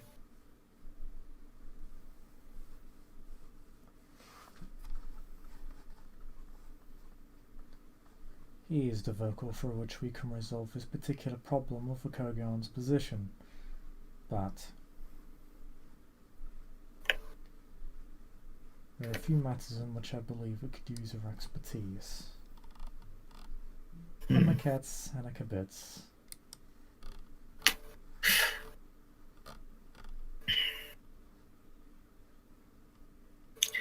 He nods his head. The way I see it is, tonight that bitch tried to kill me. If it wasn't for your friend over there, he points to the other Nosferatu, she more than likely would have succeeded, and, well, I like living. Or whatever my bastardized case of existence might currently be. So, I'm all for it. Actually, he strokes his chin. May I voice an idea?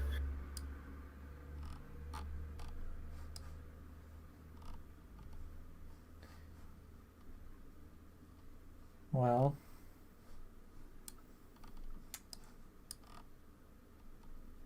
of all the kindred I've bagged, you've probably got one of the best track records of all of them, so by all means. Bishop, what is the process to become a Twilight Judge? I'm not asking for myself, don't worry, you don't have to immediately shut that down. Brings out bad hammer. Process of becoming a Twilight Judge.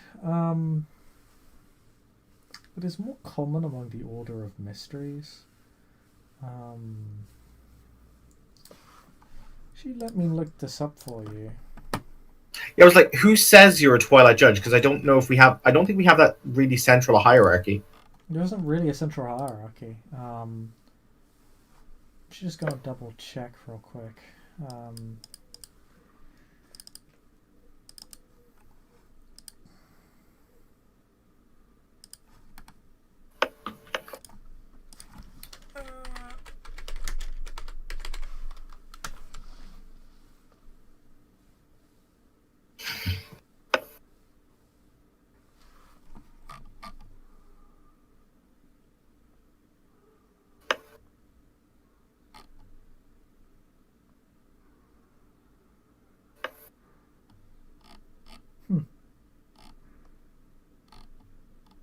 Hmm.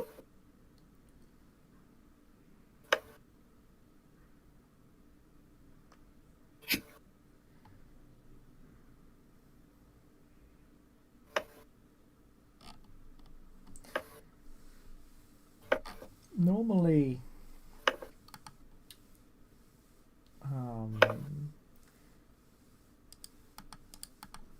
within the Order, there is an entity, a group of entities called the Twilight Council. Mm-hmm. This is old lore, so it's not entirely accurate.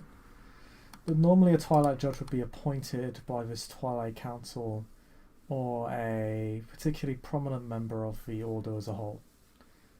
Right. So, Yeah. Kogon could pronounce somebody a Twilight Judge. Could another Twilight Judge, or a collection of them? In theory, if they decided to rule on it.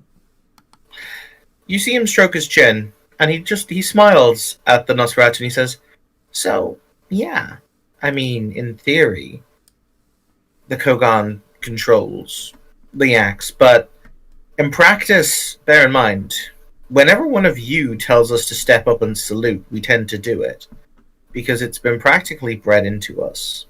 So, the pyramid is, as I'm sure you'll know, or the triangle, is the strongest natural occurring shape or object, because it is, well, it cannot be knocked over. So, 3 is the strongest of numbers. You following with me here?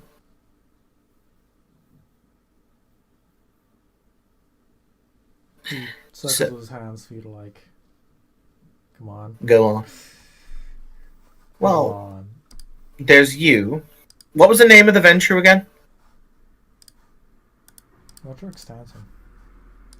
There's Mr. Stanton, who I haven't met, but I'm led to understand is charming at parties. I actually have no idea if he's charming at parties or not. Is he charming at parties?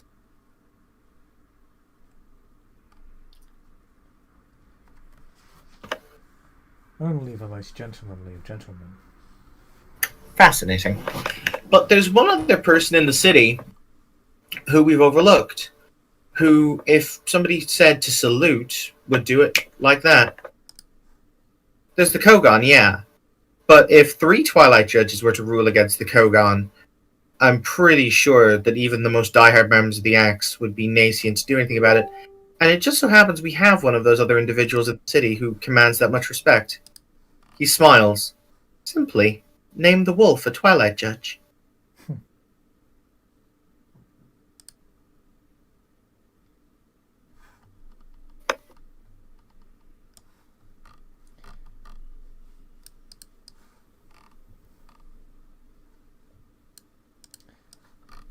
That's not a call I can take back if it goes belly up. But you see, think about it like this. Yeah, at the end of the day, if you do this big, if you do this public, and if you do this in a way that she's not expecting, if 3 of the most respected individuals within the city who possess a mandate and authority come down and level, well, the hammer of God, for lack of a better term, on her in a big public setting, surrounded by everyone, we're members of the Order of Dracul. To go against your edict breaks and violates our most sacred law. I guarantee you it'll give the Axe pause. But if 3 big names, boom, boom, boom, come down, it's just human nature. I guarantee you they'll shatter. Because, well, they won't have unity anymore. And 1 or 2 die in the wool might fight back, but then again, bear in mind, at that point, the moment they raise their hand, they're not us anymore. And to many, we're the only family they have. The wolf's respected. He's known. Many of the mysteries would follow him the same way you assume the Axe will follow the Kogan. Or sorry, many of the Dying Light will follow him the same way that you assume the Axe will follow the Kogan. So, in the end, you hand some power to someone who's a luminary of our organization, need I add. But it may provide you with the means of a peaceful transfer of power.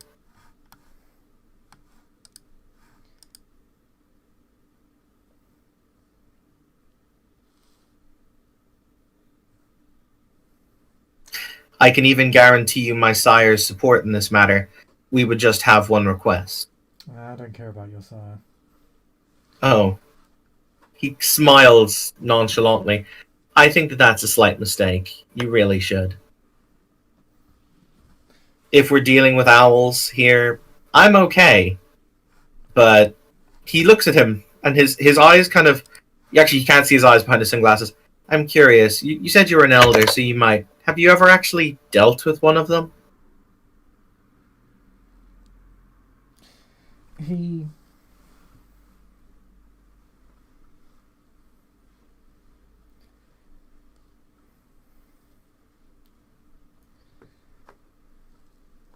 what he does is suddenly he comes across as very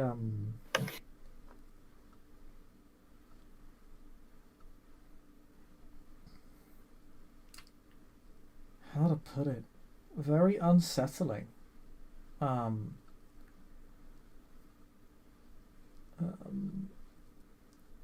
As his shadow sort of appears to lengthen, and sort of loom over you, loom over the entire room.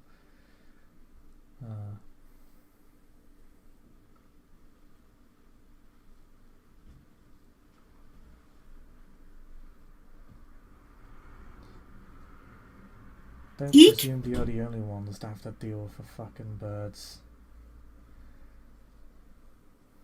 Look, I get the fact that you're trying to look. I get the fact that what you're trying to do, and I respect that. But there's no need to go and pull out the fact that there's no need to pull out the proverbial dick measuring contest here. There is I'm only. something to note, Evan. If you actually want to resist the sense of fear you have, and it is significant, Oh, okay, neat. you'll need to roll me a you'll need to roll me your predatory aura rating. Okay, how does that work? Basically, just pick a power trait in your blood potency, and that's the dice roll. You know what? Fuck this guy. Fuck this guy in particular.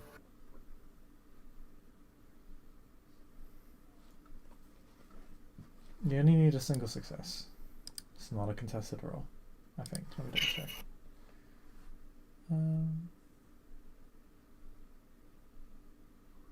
Yes. Yes, you only need a success. That's fine.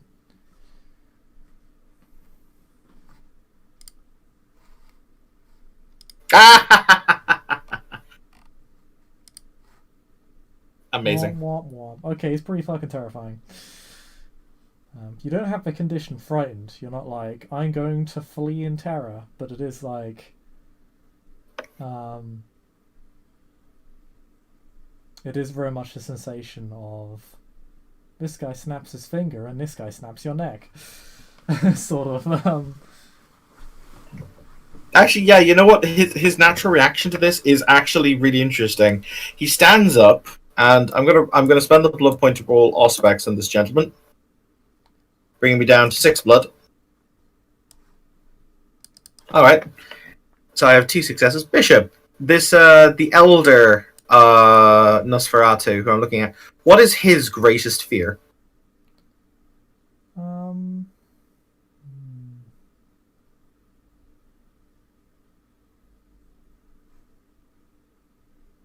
Death. Ooh, that's an interesting one. Okay, that's entirely fine. And second question.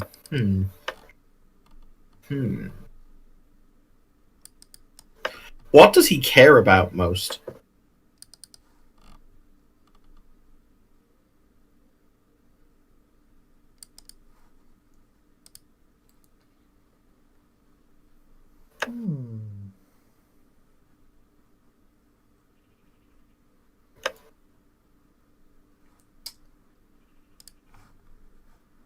That's a very good question.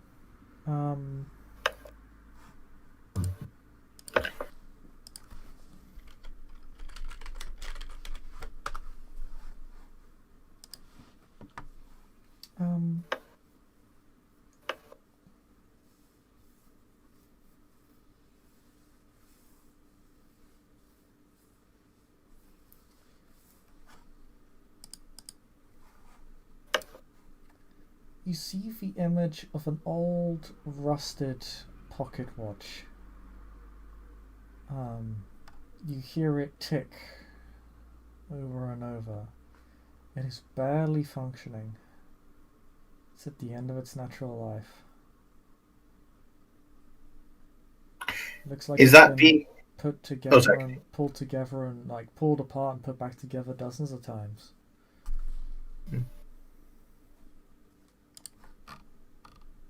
Is that representative of something, or do I think it's a literal pocket watch? It looks like a literal pocket watch. On his person, is there a fob, like a golden fob, No. for a pocket watch? No. No, it doesn't look like he has a pocket watch on his person or one of those. Yeah. You see Alexander, because he is visibly frightened. He like his face ticks, like there's a twitch, and he raises his hands. He's like, "Whoa, whoa, whoa, whoa, whoa, whoa. Calm down. Look, I get the fact you're big and scary, but at the end of the day, we're on the same side here. There's no need to flex on each other. All right."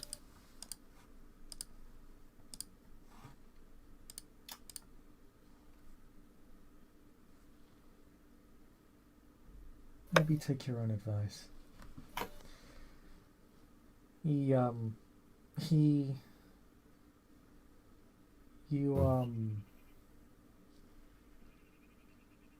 fear doesn't fade for a good minute.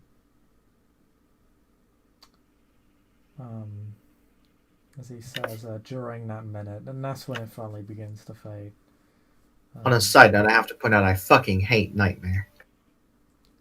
Teehee. That is his literal in-character reaction. Has a lot of names. Yeah. I do love Nightmare.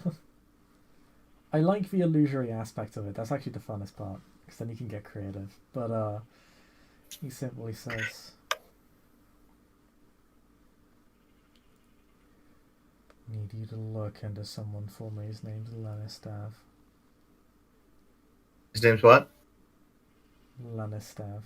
You know that guy? He's the guy you gave the manual to. I know Lanistav. I can already answer some questions about him if you like. I just need you to.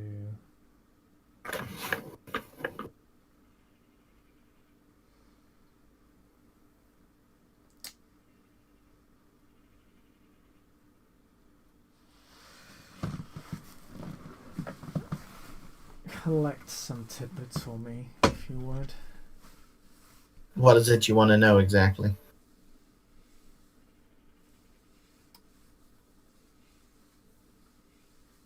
You already know what can ruin a man. Oh, that I can answer right now if you'd like. Yeah, Lanistav was the one I met, who I read, and I got his fear and his hatred and all that shit, wasn't it? I don't think so, actually. No, I think that was somebody else. That was Karen. Which one's Lanistav? I'll actually show you Lanistav. You'll know what he looks like. I'm just going to show you. Yeah, I was gonna say I'll know what he looks like. He's the blonde guy. He's blondie. Oh, that one. Yeah, I don't think you all spexed him. No, I haven't, but I've met him. You've met him. Yeah, you definitely met him. I know that much. He's sworn of the Axe, I want to say. I think he's Axe. Mm-hmm. He'll say. He's the head of You want me the Axe. I mean, he kind of looks at me and goes, "Do you want me to kill Lanistav?" Oh, Or do you heavens, just no. Ah, wonderful.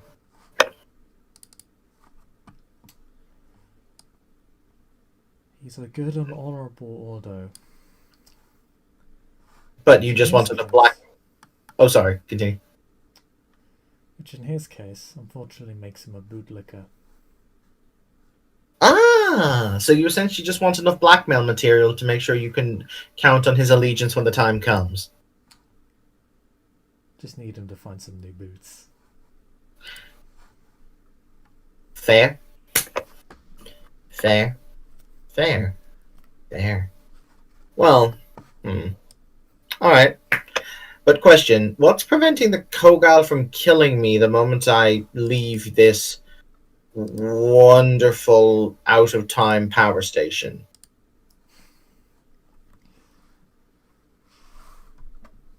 Another good question. Absolutely nothing, at least. If you were to go back to King's College, or your haven, you'll need to find somewhere else to hold up. Now, It's fine, I have a you, match. Oh, Oh, sorry. I was going to say, lucky for you, I am here to provide. But if you're so confident, by all means. It's fine, I have a magic shop. I know the one. Bishop, can I crash in the basement of the Ark for a while? Maybe. There are no guarantees I won't have it burned to the ground like a circus. I beg your pardon? Maybe, but there are no guarantees I won't burn it down like the circus. Why do you burn down everything I love? To be fair, I only burned down the circus, nothing else. Everything I love. But no, he'll nod and he'll say, "Alright, Lanistav, cool." I take it in that case that the Kurgal hasn't put an official fatwa out on my head. It's more so she's doing this through unofficial channel.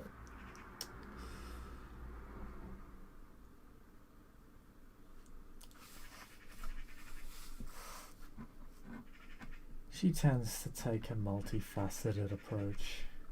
Have you... With a sire, there might be a bit-ass chance if You found your ashes in the domain of your own sect.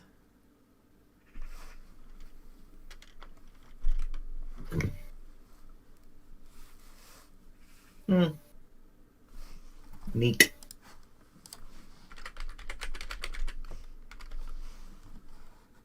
Oh, I said that wrong. It was Askance. No, Arschance. Why did I say Arschance? That's stupid. Because there's not an ass chance in hell. I don't fucking know. Askance, there we go. That's a word. Well done, Bishop. Right. You've mastered words. I've now mastered the English language. Again. GG. But yeah, no. Alexander kind of stands. He brushes down his tunic or his coat, and he'll say, "Very well, Nanastav, bootlicking, got it, comprende."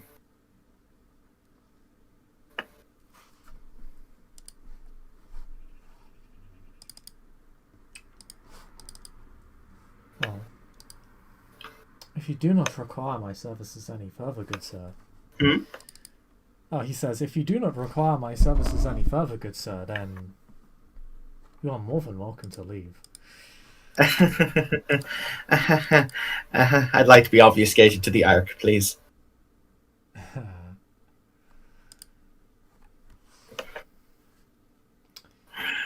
And as all three kindred, the two Nosferatu, sort of look to themselves, look at you, and chuckle as they both vanish for a moment, leaving you entirely on your own. It was in that moment I made a mental note. I needed to be better at fucking obfuscate. And then they obfuscate you with the rest of them. Bastards! That, I think, is where we'll end this scene. Thank you, Apply for playing. Thank you, watchers, for watching, and we'll see you all next time. Bye-bye.